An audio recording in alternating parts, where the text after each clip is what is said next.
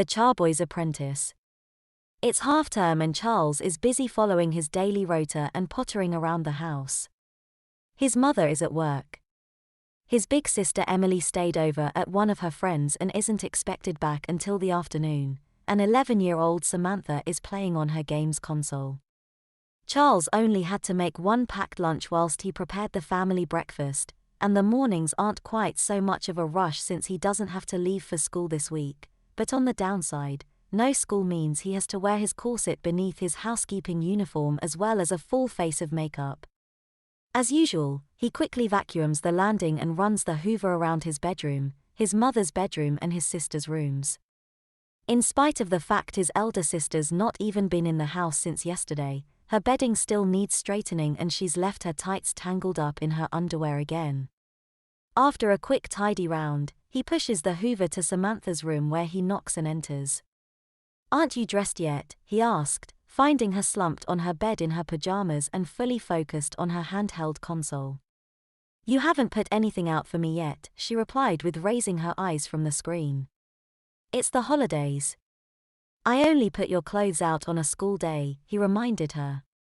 But knowing that Samantha would spend all day in her pajamas if she could, he opened her closet and asked if she wanted jeans or leggings. Following her instructions, he put out some leggings, some underwear, a pair of socks and a t-shirt for her, before quickly running the vacuum cleaner around.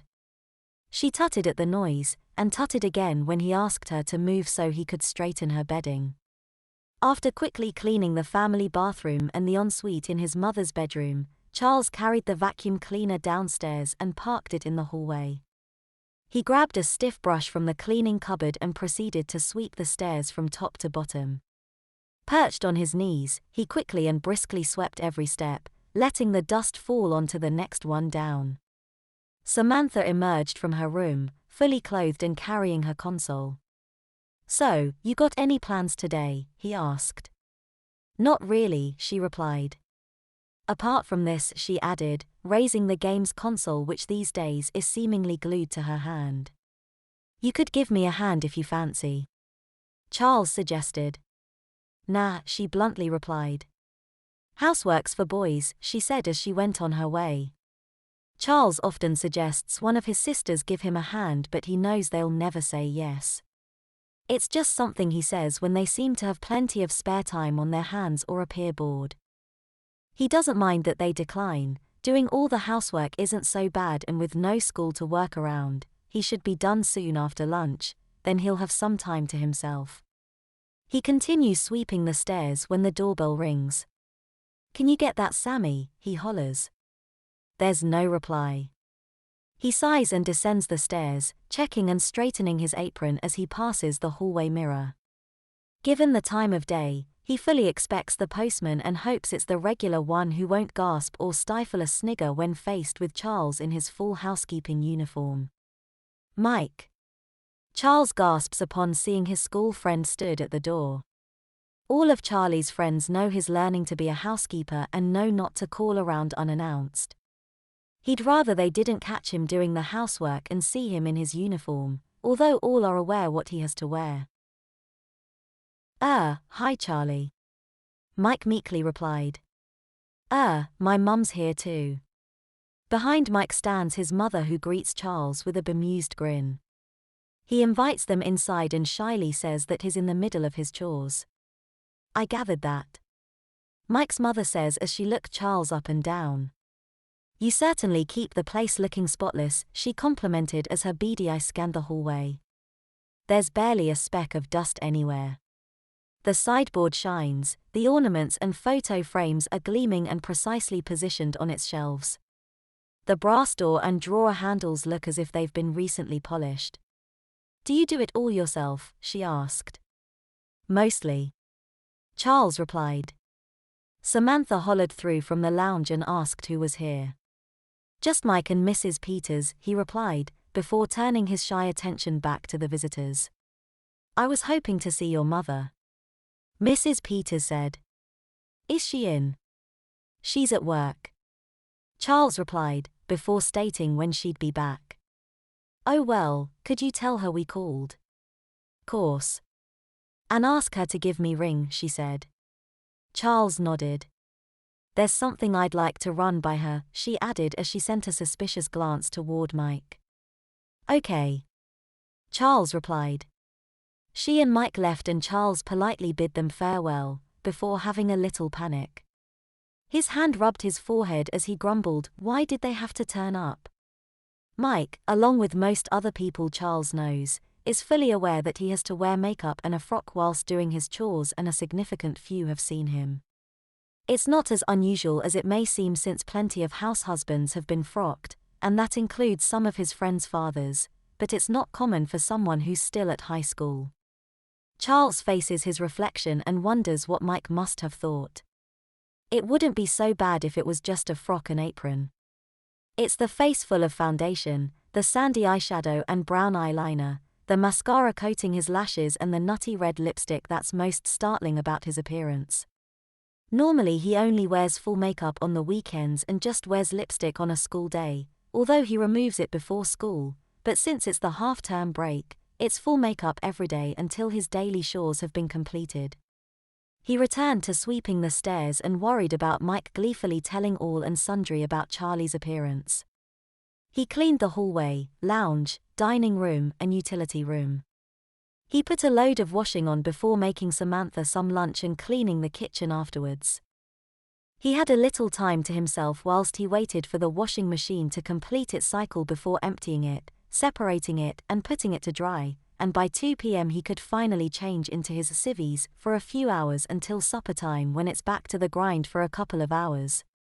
He removes his makeup and breathes a sigh of relief as his own face emerges. He unfastens his apron, unbuckles his shoes and unbuttons his frock. He pulls off his pop socks and checks them for ladders before dropping them in either the bin or laundry basket, and clad in his panties and corset, chooses something normal to wear. It's too much faff to remove his corset only to don it again a few hours later. Wearing his corset all day isn't as bad as it sounds. Saturdays are the worst when he's not worn it all week. Sundays aren't much better, but in the school holidays, when he gets plenty of time to get used to it, he almost forgets it's there, almost. Samantha is still playing her video games and Charles joins her for some two-player action. Despite the fact his morning chores are done, he still finds himself fetching drinks and snacks for his sister and clearing up after her. Charles doesn't wish he was a girl, but he does envy them.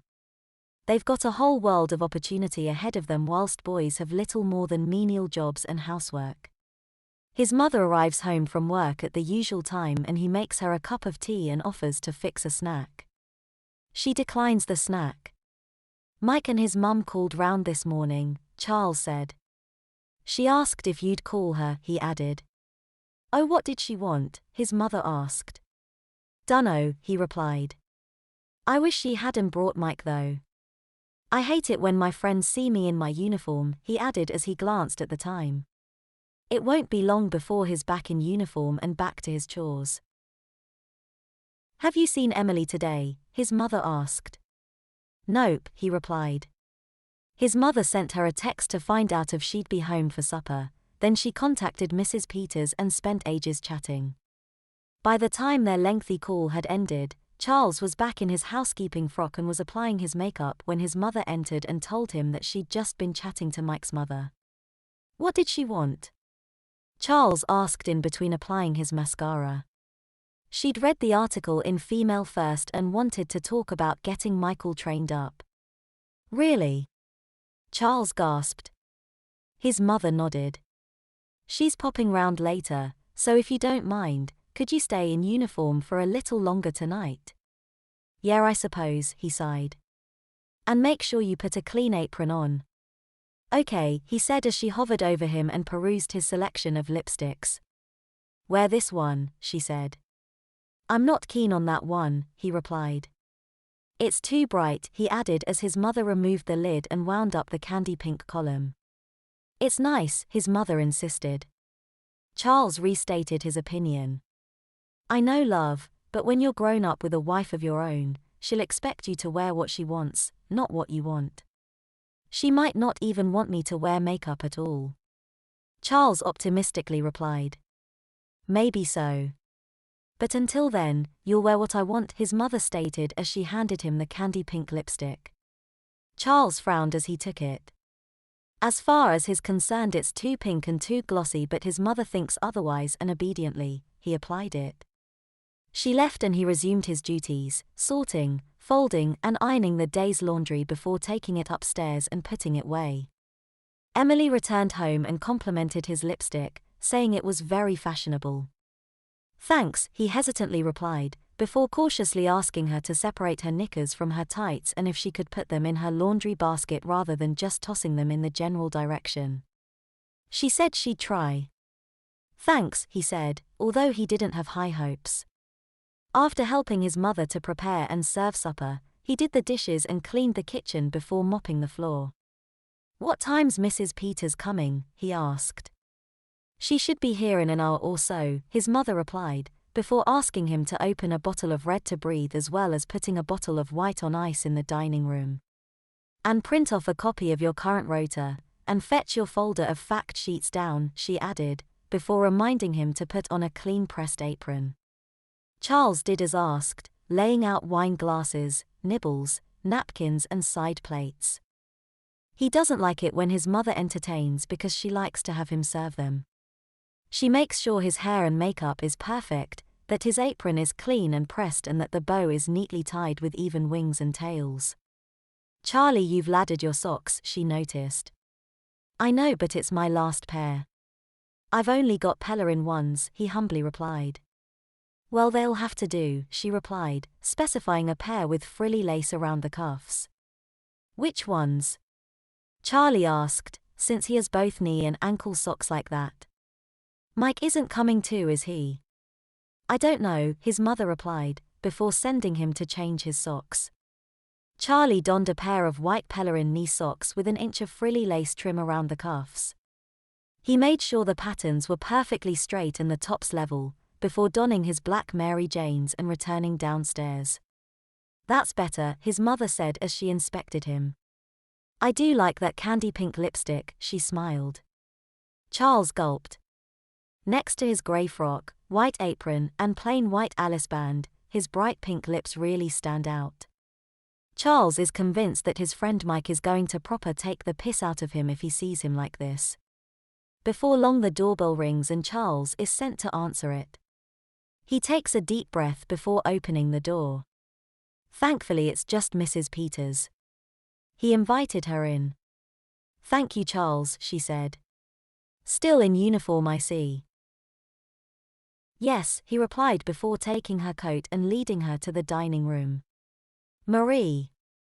Francine. How nice to see you. Blah blah blah, they sat and chatted. Charles poured the wine. Francine thanked him, as did his mother, before she gestured with her hand. Charles knew what the gesture meant, go but don't leave. He stands by the door, feet close together, hands gently clasped in front and eyes facing forwards. One of the fact sheets his mother had put together says that a servant should stand silent and still, looking at nothing in particular and listening to no one in particular. He mustn't allow himself to daydream, nor should he fidget or otherwise draw attention to himself. His sole duty is to await instruction. Standing still and waiting is easy. Not listening and avoiding daydreaming, not so much. Charles' ears are open as Francine tells his mother that she'd read the recent magazine article about Charlie which got her thinking about Michael's future. He'll do quite well in his exams, I expect.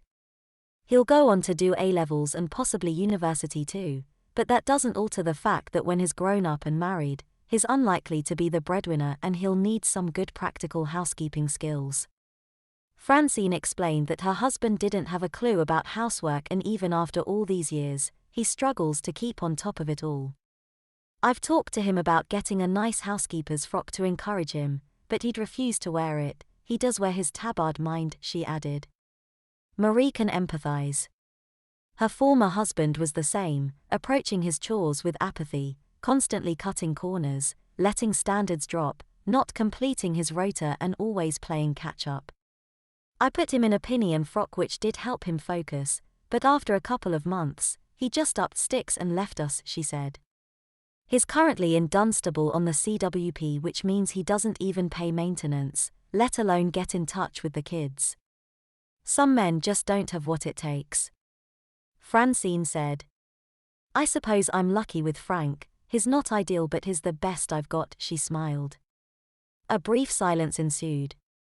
They drained their wine glasses. Would you like a refill? Marie offered. Oh yes please. Charlie. Marie said. The boy stepped forward and topped up their glasses. I'd forgotten he was stood there. Francine chuckled. A good servant should be neither seen nor heard. Marie proudly stated. She tells Francine that she'd found a PDF of an old servant's manual online, dating from around 1900. It's full of little sayings like that, she smiled, not that I see Charlie as a servant. She added, claiming she's merely teaching him how to serve when there's guests. I must say it is nice having my glass topped up for me. Francine commented. The article suggested that he's actually studying housekeeping. I wasn't sure if that was just spin or... Marie nodded and grabbed the folder containing the fact sheets she'd prepared over the last 8 months. Charles has been working through these, she says, removing them. Are they in order, Charlie? Yes, mother, he replied. Marie talked Francine through the paperwork, which explains things like why a home should be clean from top to bottom rather than bottom to top, various ways of getting a streak-free shine on windows and mirrors, polishing wood and dealing with marks and scratches, removing stains from textiles, simple sewing and darning techniques, and all sorts of other subjects. Rather than just telling him what, how and when, Charlie's been studying these and working it out for himself. You must be very proud of him. Francine said. I am, but more importantly, Charlie's very proud of himself. The house is always clean, the laundry's always done, he lays the breakfast table, prepares our packed lunches. Yes, it's all in the article. Francine said. Michael's able to keep his own room relatively tidy and sometimes helps his father with the washing up, but what I'd like is for him to have the ability to do everything as efficiently as Charles seems to do. Well, you're welcome to copies of these if you want, Marie said. And there should be some assignments somewhere too, she added, before asking Charlie. They're in a separate folder in his room and he's asked to fetch them. Yes, mother, he replied. Francine's eyes followed him as he left. She smiled at the big perfect bow hanging from the back of his traditional white apron. I figured you were a mum rather than a mother. Francine said. I am usually, but I feel mother is more appropriate when I'm entertaining guests. Marie replied. Francine agreed and commented on his apron, wondering where one buys such a traditionally styled garment. You can get them online, but Charlie made his. Really? Marie nodded proudly. She'd found a vintage sewing pattern on Etsy and dusted off her sewing machine. The fabric came from an old tablecloth, and following his mother's guiding hand, he learned to mark, cut, tack, pin and sew. He'd made the apron during the summer holidays as a rainy day project. His mother told him that sewing is an essential skill and an apron is a good beginner's garment. It's simple and features several useful techniques, cutting and sewing long straight hems as well as a neat uniform curve, flat stitches and ruched stitches, sewing the pocket, adding trim, etc. She hinted that she might wear it whilst making supper, so Charles suspected nothing until the garment was complete. I didn't let on that he was making his own apron until it was finished. He was so proud of himself, she recalled. Of course he was a bit hesitant when I gave him his frock, but I managed to convince him that a proper uniform will help him focus. And did it? Francine asked. I certainly think so. Marie replied. But it's one of those never-ending debates. It was on Women's Hour again only last week. Yes, I caught the tail end of that. I keep meaning to get the podcast so I can listen properly. Charles returned with a folder and placed it on the table before returning to his position by the door. His mother didn't thank him. In fact, she barely looked up when he delivered the folder to her. She continued talking to Francine about the benefits of a proper, domestic attire before showing her the essays that Charles had written in response to the assignments she'd set. "Oh, now I see," Francine exclaimed. "His handwriting's very neat," she commented as she read his 500 words on attaining a streak-free shine on windows and mirrors. It details a variety of methods including dedicated glass cleaners, just water and vinegar, as well as whether newspaper, a microfiber cloth or squeegee is best. It appears that Charles has tried all the methods and concludes that the method that works best is any of them, providing they're done often. "How often do you clean the windows, Charles?" Francine asked. She's somewhat taken aback to be told that he cleans the insides twice a week and the outside once a fortnight. "Even the upstairs windows?" "Yes, Mrs. Peters," he politely replied. Her eyes dropped to his feet and the sturdy 3-inch heels strapped around them. "In those shoes?" His mother replied on his behalf and tells Francine that he wears deck shoes when using a ladder. "Health and safety is paramount," she added. After some 90 minutes and a bottle of wine, Francine was satisfied that she has plenty to think about and bid Marie farewell. Peter tidied the dining room before asking his mother if he could change out of his uniform.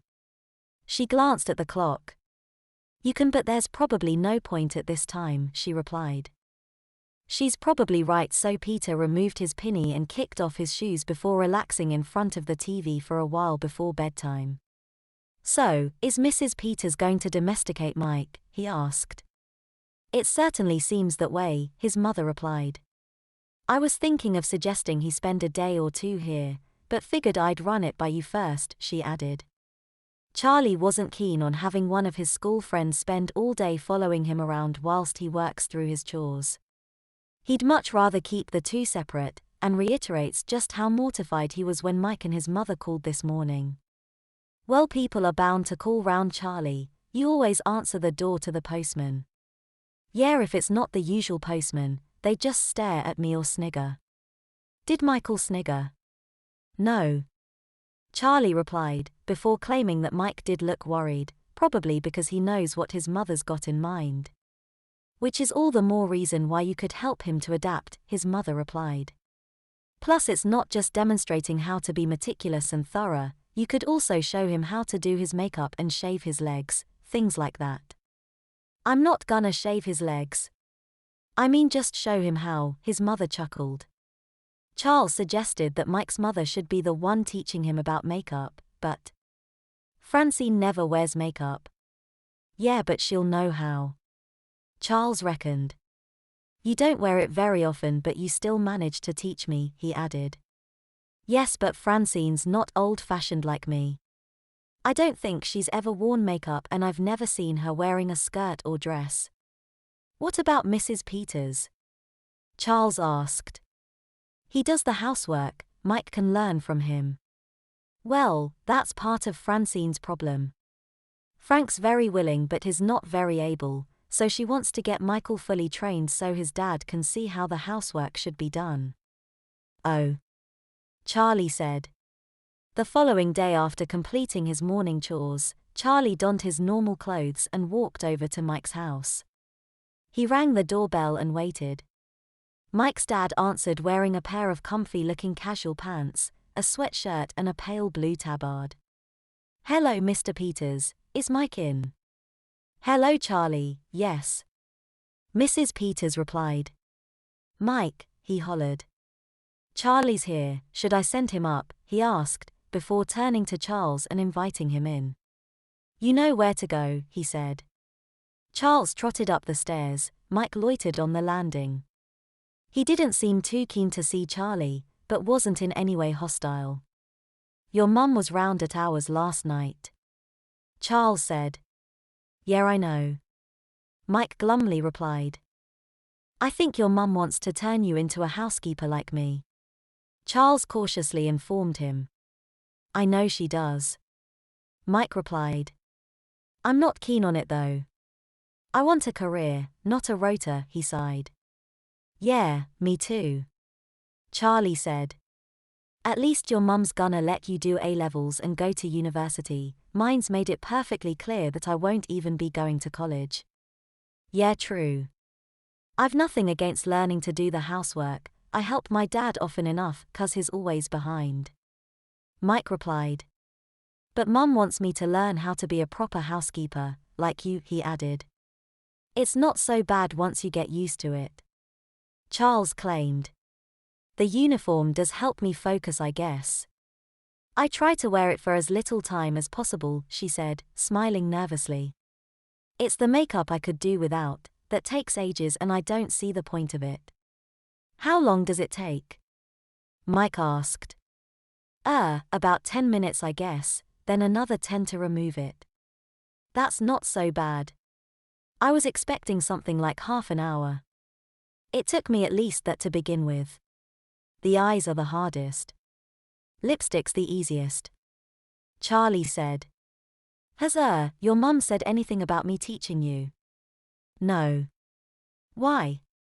My mum mentioned it after your mum left last night. Mentioned what? Well, me teaching you. Teaching me what? Housekeeping or makeup? Both, I think. Charles hesitantly replied. Maybe it was just my mum thinking about how I could help, he added.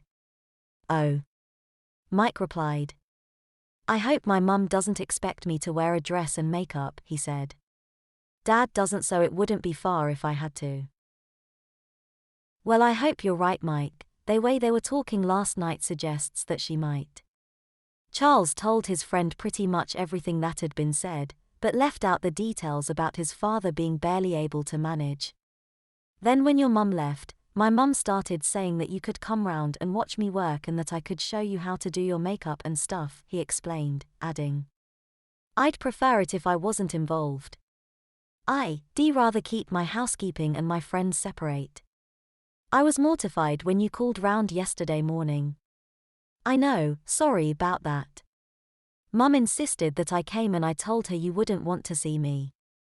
Mike replied. Changing the subject, Mike asked Charlie if he had any plans for the rest of the afternoon. Not really, Charles replied, arching his back a little and pushing his hand into his waist. I've got a few more chores to do before tea time, then there's the dishes to wash and the kitchen to clean and I can finally take my corset off. You wear a corset? Mike exclaimed. Charles nodded and said it's to protect his back and maintain his posture. I had no idea. Mike gasped. Can I see it? I'd rather you didn't, it is underwear and I'm not gonna show you my undies, Mike. Fair enough, soz. Mike bashfully replied. You wear one every day. Unless it's a school day. Charles said, before muttering something about not looking forward to actually leaving school. Shit, then it'll be every day, forever. Well, hopefully not forever but for as long as I'm living at home. Charles glumly replied. It's not fair, just because my sisters are expected to do better than me, they don't have to do anything. Even when I'm not on duty they expect me to fetch them drinks and fix them snacks, then clear up afterwards, he moaned. According to my dad, there's no such thing as off-duty. Mike replied. You can say that again. Charles agreed, before saying that it's no so bad, providing you keep on top of the rota and constantly tailor it to maximize efficiency. I do get a few hours of me time in the afternoons and evenings, otherwise I wouldn't be here now, he said, checking his watch. Oh, he sighed, splaying his fingers. I've chipped my nail varnish. ~000. Later that day, as Charles was clearing up after supper, he overheard his mother on the phone to Francine. Oh muum, he groaned to himself, hearing her excitedly suggesting that Michael could benefit from some time watching Charlie work. She went to suggest that he could also teach Michael to do his makeup, shave his legs and things like that. Oh God, he groaned. 2 days later, on the Wednesday, Charles finds himself doing exactly what he didn't want to do. He'd been up since 5:30 a.m., lacing himself into his corset and applying his makeup, donning his frock and pinny ready to start his chores for the day at 6 a.m. Mike was due at 8 a.m. and at precisely 7:55 a.m., as Charlie was clearing the breakfast table, the doorbell rang. No one ever answers the door these days unless Charles is out, so he stops what he's doing, dries his hands and answers the door. "Hi, Mike." Charles gulped, before inviting his friend inside. "Hiya," Mike nervously said as he quickly stepped inside. "Mum made me wear this," he said, nervously looking down at his navy blue housekeeping dress and frilly white apron. "You look okay," Charlie said. "What's in the box?" he asked, staring at the box tucked under Mike's arm. "Oh, my shoes," Mike sheepishly said. "Thankfully Mum didn't make me walk over in them," he added, removing the lid and revealing a pair of heeled Mary Janes. Glumly, he said that his mother insisted that he wore them when he arrived. "Come through," Charlie said, inviting Mike to the kitchen and pulling out a chair for him. "I'm just clearing up after breakfast," he said, resuming his chore. "Hello, Michael," Marie said when she entered. Michael shyly returned the greeting as he fiddled with his buckles. "I love your uniform," Marie smiled. Michael went bright red as he thanked her, before confessing that he's not keen on it. Charlie didn't like his at first either, but it does help. "Yeah, Charlie was telling me," Mike shyly replied. By this point, he'd buckled his shoes. Charlie's mother suggested he stood up so she could have a proper look at him. Mike said as he stood. "I'm not really used to heels." "Well, you soon will be," Marie said as she looked him up and down. "Haven't you got a headband?" she asked. Mike shook his head. "Maybe Charlie could lend you one of his," she suggested. "You'll need makeup too." "He's only watching me work, he doesn't need any makeup," Charles said. "I know, but he needs to learn how to do it, and you're the best person to teach him." "Well, I can't teach him whilst I'm doing my chores." "True," his mother replied.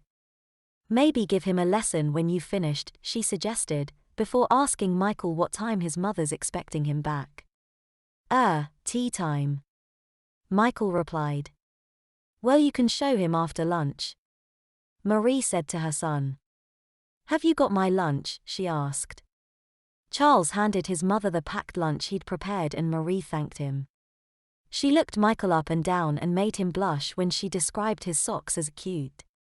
Unlike Charlie, who wears a pair of white knee-high pop socks, Michael wears a pair of white pelerine ankle socks with frilly trim around the cuffs. "You've shaved your legs too," she noticed, causing Mike to go crimson. "Right, I'd better be off." "I'll see you boys later," she said. "Bye, Mum," Charles replied. "Bye, Mrs. Jackson," Michael timidly said. Before actually leaving, Marie reminded Charlie to fetch one of his headbands for Michael, and suggested that Charlie also teaches his friend how to tie a nice neat bow, describing his current bow as looking a bit shabby. "Sorry about her," Charles said once his mother had gone. "You don't have to wear a headband if you don't want to. It won't make any difference." Mike gulped. "A headband won't make me feel any more ridiculous than I already feel." "You'll get used to it," Charlie assured as he washed the last few pots. "Right. I'll just leave them to drain for a minute whilst we sort out your apron." "What's wrong with it?" Mike asked. "I'll show you." Charles took his friend into the hallway and parked him in front of the mirror. "Instead of just tying any old bow, you need to make sure that the tails are pretty much the same length, that the bow isn't too big and the hoops aren't hanging or twisted," Charlie explained, readying Mike's apron so it's more like his own. "There," he said. Mike claimed that the tails are too long when the bow is so small, but Charles said that the bow needs to be able to hold its own weight so it looks presentable and the length of the tails don't matter. "Maybe your mum won't be quite so finicky as mine is, but I guess whilst you're here, it's best to adhere to my mum's standards." "Yeah, I guess," Mike replied. "But I think my mum's going to be just as finicky. I mean, look at my socks, they're horrendous." "Yeah. I've got some like that, but Mum prefers me in knee socks," Charles replied. These aren't much better, he said, referring to his thin pop socks. They ladder really easily. The two boys spent a moment observing themselves in the large mirror. Charles in his charcoal grey frock and frilly white pinny, white headband and prettily painted face. Mike wears a navy blue frock with a frilly white apron and his unpainted face looks plain next to Charlie's. You won't mention this next week, will you? Mike asked. Nah. Charles replied. But they'll notice your legs in PE. Shit. Yeah. Mike sighed. Did you shave or use cream? Cream. Mike confessed. It really stunk, and stung. Yeah, it does. I prefer shaving these days. Charles replied. Well, given the choice I'd rather do neither but, he added. Mike moaned. So, what do you have to do next? He asked. Is the kitchen done? Charles needed to dry the dishes and put them away, then quickly clean the sink, wipe the draining board and worktops before quickly mopping the floor. Then it's upstairs to straighten the beds, gather the laundry, hoover the carpets, clean the bathrooms, dust the furniture and ornaments, wipe the windows if needed and check them for bird droppings. Do you want me to do anything? Mike asked as he simply stood by and observed as his schoolmate dusted, wiped and tidied one room after another. Nah, just watch. Charles replied. If it's not up to standard, Mum'll make me do it again anyway, and it's best to do it once and do it right, he explained before knocking on Emily's door before entering. You know Mike, he said, introducing his friend to his sister. Emily grinned as she looked him up and down. I love your dress, Michael, and those socks, very pretty. Bashfully, Mike thanked her. No makeup though. Emily added. No. Not yet. Mike gulped, before saying that Charlie's going to show him how to do it. He got a similar reception in Samantha's room. She grinned and giggled and belittled the boy who, being 15 years of age, is 4 years her senior, but considering his subservient attire, he feels every bit inferior to her. After quickly, swiftly and thoroughly tidying her bedroom, Charlie and Mike exit. I didn't realize your sisters were in. Mike grimaced. Well, it is the school holidays. Charlie replied. Think yourself lucky you don't have any. I spend more time tidying up after them than I do cleaning the rest of the house. Yeah, I guess. Mike agreed. After cleaning the entire first floor, including Charles' bedroom in which Mike was given a white Alice band to wear, Charles got on his knees and swept the stair carpet whilst also dusting the banister and balusters. The hallway itself is dusted, the mirror wiped, the doormat shaken outside, the floor is swept then mopped then dried, and after getting up of his knees, Charles quickly checks his reflection in the mirror and tidies his ruffles and bow. He tells Mike that it's a habit he's got into. Whenever he sees a mirror, he quickly checks his appearance to make sure he's up to standard.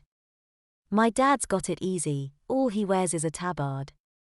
Mike says as Charlie reapplies his lipstick. I wish I only had a tabard. Charles sighed as he put the lippy back into the pocket on his apron.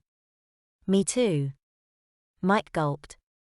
After tidying the lounge and dining room and making his sisters a mid-morning snack, Charles began separating the laundry into lights, darks, colors, and delicates before putting the first load on. You'll need to time your washing machine so you know how long each cycle takes, and check the time when you turn it on, he explains. Non-fast coloreds takes about an hour and 10, a white wash is closer to 2 hours. The sooner you get the clothes out, the easier they are to iron. Charles tells his unwilling apprentice as he dumps the delicates into a sink and begins to hand wash them. The first loads of laundry is removed from the washing machine and separated. Some go in the dryer, some get hung on the washing line. You can stay inside if you want.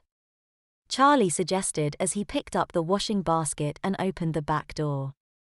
I hated having to go outside at first, he added, before saying that it doesn't really bother him now because all the neighbors who might see him wearing his domestic dress, frilly pinny and high-heeled shoes, have seen him, and on numerous occasions. Mike watched from the back door whilst Charlie hung out the laundry. The tails of his perfect bow fluttered in the breeze as he crouched and stood, hanging each item and securing them with pegs, bath towels, hand towels, bedsheets, and pillowcases. It's clear that Charles has done this hundreds of times before as he takes advantage of the breeze, swinging the huge bedsheets over the line, making sure they never touch the ground, spreading them out and pegging them in place before crouching and grabbing the next item. He walks effortlessly and elegantly in his heels as he returns whilst Mike stands uncomfortably in his. "Do you do that every day?" he asked. "Unless it's raining," Charlie replied. "Yes, of course." Mike realized, before suggesting that it might be quicker if he bent rather than crouched. "Not so easy when you're wearing a corset," Charles replied as he began quickly sorting more laundry. "Oh yeah. I'd forgotten about that," Mike said, feeling somewhat stupid. "I take it you're not?" Charles asked, glancing at Mike's midriff. Mike shook his head and said that his mother can't decide whether to get him a proper corset or a posture girdle. The girdle sounds more bearable, he figured. But I'd rather have neither. Dad doesn't have to wear one. "I had a girdle for a bit, they're really tight," Charles replied. "At least with a corset you can lace it so it's taut rather than tight, plus, corsets provide more support than girdles, which is the whole point I guess." Charles explained that his mother took him a courtier for a proper fitting and claimed that off-the-peg corsets aren't quite so comfortable. "Maybe comfortable isn't the right word," Charles added as he pressed his hands into his waist. "But I prefer it to my girdle. It must take ages to lace it though," Mike said. 5 minutes. Charles shrugged before quickly checking the items in the tumble dryer. "It's no different to tying your shoelaces really, only they're behind your back." Mike glanced down at his shoes and recalls how fiddly the buckles were. "Why do we have to wear heels?" he asked. The only reason that Charles could suggest is that heels are just part of the traditional housekeeper image. Similarly, there's no real reason for them to wear dresses. They're just part of the look. Flat shoes would make more sense, Charles reckoned. "But I quite like being a bit taller. I'm petrified that I'll twist my ankle or something, it's weird being this high up." "You'll get used to it." "How did I know you were going to say that?" Mike dryly retorted as Charles sorted and folded a big pile of socks. "Can I help?" he offered. "Sure." Charlie smiled. "I know it sounds sad but I quite like sorting the socks," he said. "It's like a game of Snap but with socks, pairing the colors and patterns, and if you finish with no oddies, you win," he smiled. By the time the socks had all been sorted, the first load came out of the tumble dryer and the second load went in. The quicker you get stuff out of the dryer, the easier it is to iron, Charles explained as he quickly sorted and folded the bundle. "And some things don't need ironing at all," he added as he placed a blouse on a hanger. Mike was impressed by the way that Charles works. But he wasn't inspired. Charles doesn't stop for a moment, even when talking. He's either folding something, wiping something, straightening something, tidying something, not a second is wasted. The prospect of doing what Charlie does, day in day out from crack of dawn until everything's done, is a daunting one. Charlie glances at the clock on the wall and since it's nearing noon, it's time he checked if his sisters want some lunch. "Surely they should make their own lunch if you're doing all this?" Mike quizzed. "Yeah, it'd be nice if they lifted a finger, but they don't," Charles grumbled. "Shall I wait here?" Mike asked as Charles headed to his sister's rooms. "You can put the kettle on," Charles suggested. Mike watched Charlie trot into the hallway. The bow on the back of his pinny floated behind him and his heels clacked loudly against the tiled floor. Charles paused briefly in front of the hallway mirror and checked his bow, adjusting it slightly before trotting up the stairs. Mike stepped over to the sink and paid particular attention to the sound his own heeled shoes make. There's no way to walk quietly in them. Charles returned as the kettle bubbled to a boil. "Do you want soup or a sandwich?" he offered. Whichever you're making," Mike replied. Charles is making both since Samantha wants soup with toast floaters and Emily wants a sandwich. Mike settles for a sandwich and offers to help. Charles politely declined, claiming he does this most days and suggests that Mike has a rest. "I haven't done anything apart from watch you do everything," Mike said, feeling a little guilty. "That's why you're here, just to watch," Charlie replied. Mike pulled out a kitchen chair and sat whilst Charles busily heated the soup, made some sandwiches, watched the toast and laid the table. Several moments passed before the girls appeared. They sat at the table and Charles placed their lunch in front of them, soup for Samantha and sandwiches for Emily and Mike. Mike was the only one who said thank you. The girls chatted as they ate and asked Michael some awkward questions, such as asking him if he likes his dress, telling him that it suits him, asking why he's only wearing an apron instead of a proper pinny and why he isn't wearing any makeup. Timidly, Mike tried to reply but he was so embarrassed that he stammered and stumbled over his words. Charles apologized for his sisters and suggested that Mike takes no notice of them. "They're going to have to learn to respect boys if they want to find a loyal husband," he claimed. The girls responded with a snigger and a sneer, but otherwise had no comeback. Charles cleared up after lunch before emptying the tumble dryer. Mike followed and watched. Once everything was sorted, folded or hung, he checked the washing on the line which was predictably was still damp. "So what's next?" Mike asked. He'd noticed a detailed cleaning rota on the utility room and perused it. "Ironing. I do that later," Charles replied. "Normally at this time of day I have a couple of hours to myself," he added, glancing at the clock. It's just gone 1:00 p.m. and he's worked endlessly for little over 7 hours. "But I guess I should show you how to do your makeup," he said. "Yeah, not that I'm looking forward to it." Mike gulped. They went up to Peter's room which, like the rest of the house, is absolutely spotless, tidy and organized. Mike glances around the room which is much the same as it's always been, helicopter wallpaper, stars and galaxies on the curtains and his shelves filled with the books, games, gadgets and gizmos he's collected over the years. The only recent addition is a dressing table which is home to his cosmetics, all neatly laid out beneath its oval vanity mirror. It looks very out of place in a typical boy's bedroom, but that's not the only thing that looks like it shouldn't belong. Hung from the back of the door is a grey domestic dress, identical to the one Charles is wearing and a frilly white pinny assembled over it. A rack on his radiator holds numerous pairs of Pellerin knee socks and nylon pop socks along with a couple of white lace-trimmed slips, and Charles hastily shifts a small bundle of frilly white underwear from his bed into one of his drawers. He suggests that Mike sits at the dressing table and Mike does. "I forgot I was wearing a headband," he gulped as he peered at his reflection. Charles also forgets that he's wearing one sometimes, and on more than a handful of occasions he's set off for school wearing it. Mike looked nervously at the items in front of him and Charles told him what was what: foundation, eyeliner, mascara, an eyebrow pencil, an eyeshadow palette, several tiny jars of nail varnish and lots of lipsticks. He pulls open a drawer which contains cotton buds, makeup wipes, cleansing wipes, and a variety of brushes and sponges. Mike was visibly trembling as he cleansed his face. Charles gave him a compact and explained how to apply a light dusting of foundation. "That tickles," Mike said as he dusted his nose. "Try not to breathe in through your nose or you'll sneeze," Charlie advised. "There's no set order to this. Some people do eyeshadow then liner, but I prefer doing my eyeliner first," he said. Despite already wearing a full face of makeup, Charles demonstrated first and gave him some tips on how to avoid flinching.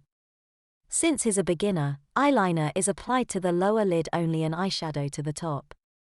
His palette contains natural beige and sandy shades and Charles suggests something that won't be too drastic. "When I started wearing this stuff it just looked like I had 2 black eyes," he said as Mike cautiously brushed the powder over his eyelids. "I see what you mean," Mike gulped as he observed his uncanny reflection. "I wouldn't mind if Mum wore makeup but she doesn't, so why is she insisting that I should? I guess only your mum can answer that. Charlie replied.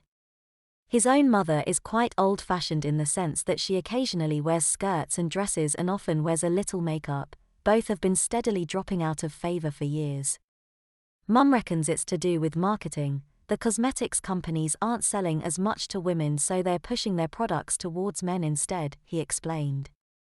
But she also reckons that because women used to prettify themselves when men were the breadwinners, that it's our turn now. Whether we like it or not. Mike sighed. I sometimes wish I was a girl. I don't. Charlie stated. But I've got 2 sisters and I know what they can be like. Yeah, they didn't even thank you for making their lunch. They never do. Charlie said. Right, this is the hardest one, he said, handing the mascara to Mike. He twisted open the pen-like object and pulled out a tiny spiral brush and gulped. Charles demonstrated on his own lashes and said that flinching when something touches your eyelash is a natural reaction, so you will flinch until you get used to it. Couldn't I practice with a cotton bud or something? That's a good idea. Charles reminded Mike to focus on the reflection as he leaned into the mirror and carefully brushed his lashes with a dry cotton bud, and he did flinch. The second time he flinched again, but only a little. He soon got accustomed to the feeling and requested the tiny spiral brush. Charles watched as Mike successfully applied his mascara in his first attempt. I wish I'd thought of that when I started.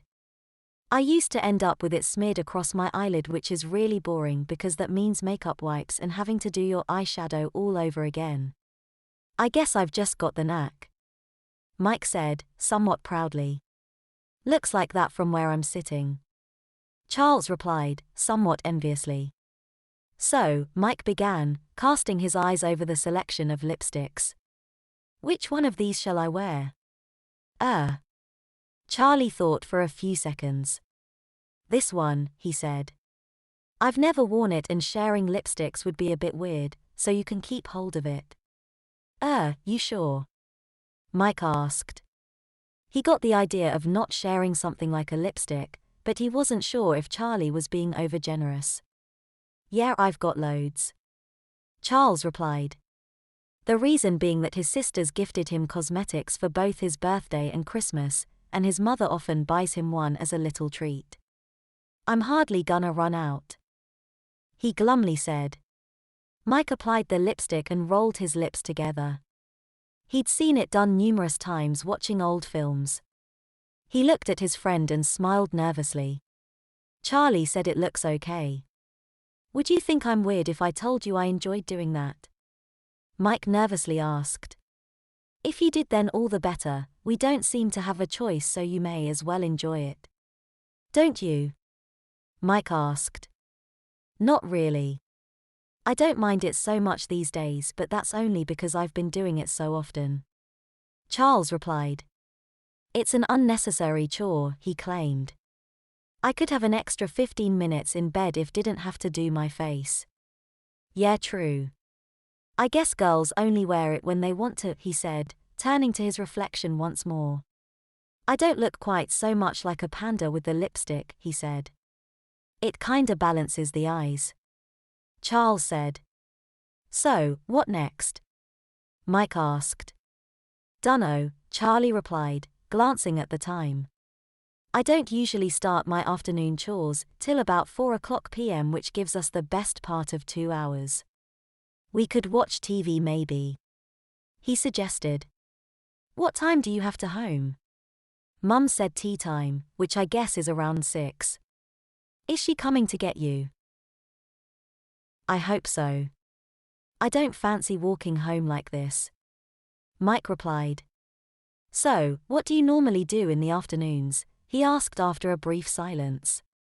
Depends, watch TV, surf the net, pop into town, visit someone, Charles replied. And get changed, he added. Mike offered to step outside if he wanted to change, but Charlie declined. You're stuck in your dress, so I may as well keep mine on. I might take off my pinny though. Michael followed suit and they watched some trashy afternoon TV in the lounge. Charles kicked off his heels and suggested that Mike did the same. Blimey, it's good to get them off, Mike said as he arched his feet and flexed his toes, before frowning at his feet and saying how much he hates that frilly ankle socks his mother made him wear. She reckons the tide is turning and what was considered girl stuff will soon be boy stuff. Yeah, mine says that too. Could you imagine growing up having to wear prissy dresses all the time? Charlie said. Mike grimaced at the thought. But if we had, it wouldn't feel so weird now, and these would be normal, he said, wiggling his toes inside his Pellerin ankle socks. As the time neared 4:00 p.m., Charles donned his shoes and said he'd better get back to it. He trotted upstairs and fetched their aprons. I wish mine was a little one like yours, Charles said as they donned them. This one's far too fussy, he added as he faff-fed with the frilly straps. Did you really make it yourself? Mike asked. With lots of help from Mum, Charlie replied.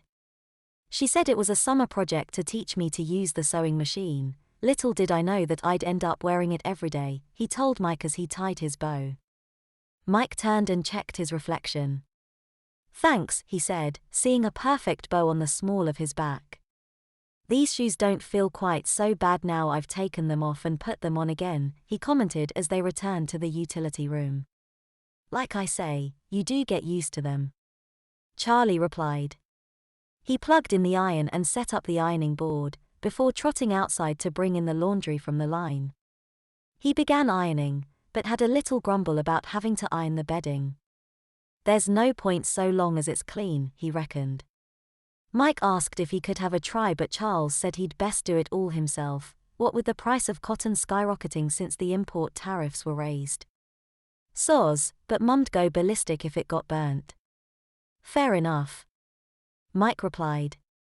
It was a long boring hour watching Charlie tackle the pile of ironing, yet it was impressive seeing how quickly he ironed and folded each piece. Marie returned home from work and asks Charlie what they've been doing as he takes time out from his chores to make her a cup of tea. He lists his chores, mentions making lunch and that they spent an hour or so watching TV before embarking to the big pile of ironing. Charlie, you're supposed to be teaching him, not watching TV. Don't you think your time would have been better spent showing him your fact sheets? Yeah, I guess. Well, tomorrow, make sure you do. Is he coming back tomorrow? Charles asked. Are you? He said to Mike. Mike shrugged at the same time that Marie said, yes, today, tomorrow, and Friday. When Francine turned up to collect Mike, she also confirmed that he'd be back the next day, and back he was, at 8:00 a.m. sharp, wearing his navy blue domestic dress and his little white apron. Charlie is once again clearing up after breakfast and preparing his mother's packed lunch. Am I just observing again today? Mike asked as he donned his heeled shoes. Yeah, Charlie replied. I know it's a bit boring, but I can think of better things to do over half-term. Mike frowned. Me too, but the house won't clean itself. Charlie shrugged. Shall we sort your face out sooner rather than later today? You mean my makeup? Mike asked. Charlie nodded. Okay then. After tidying the kitchen, Charlie took Mike up to his room and sat him at the dressing table. He applied the foundation, then a little concealer before doing his eyes, a little eyeliner on the lower lid, shadow on the top lid and mascara. Mike's efforts certainly weren't perfect, but for a beginner, he's very good. Charles complimented Mike's adeptness.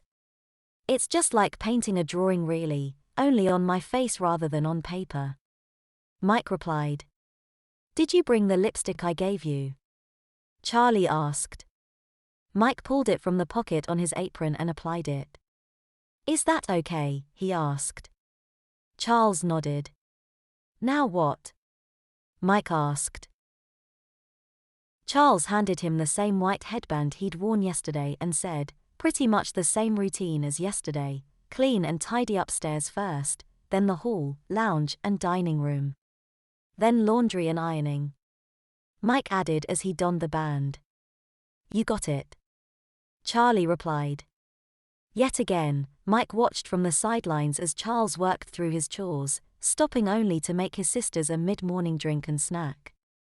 After lunch, when Charles would normally change out of his uniform and enjoy some time to himself, he showed Mike the fact sheets detailing the various cleaning methods for streak-free windows, removing stubborn stains from fabrics, dealing with marks and scratches on furniture, all sorts of stuff. Mike was overwhelmed with just how much information there was.